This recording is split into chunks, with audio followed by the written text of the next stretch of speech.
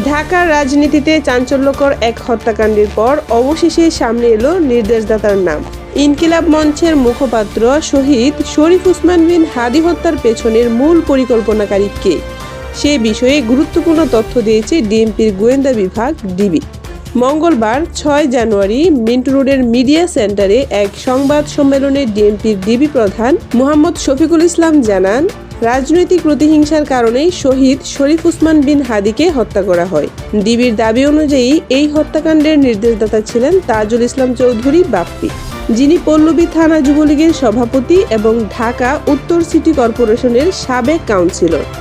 DB আরও জানায়, এই মামলার প্রধান শুটার হিসেবে চিহ্নিত ফয়সাল করিম, যিনি ছাত্রলীগের সাবেক নেতা। তার সহযোগী হিসেবে রয়েছেন আলমগীর, আদাবর থানা যুবলীগের কর্মী।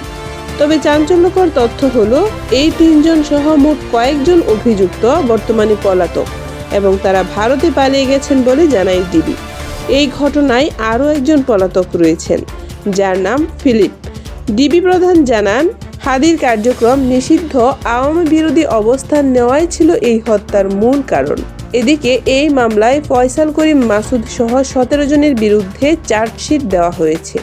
এর মধ্যে ১২ জন গ্রেফতার হলেও এখনো ৫ জন পলাতক। রাজনৈতিক সহিংসতা আর প্রকাশ্য হত্যাকাণ্ড, দেশের রাজনীতিতে আবারও বড় প্রশ্ন তুলছে এই ঘটনা।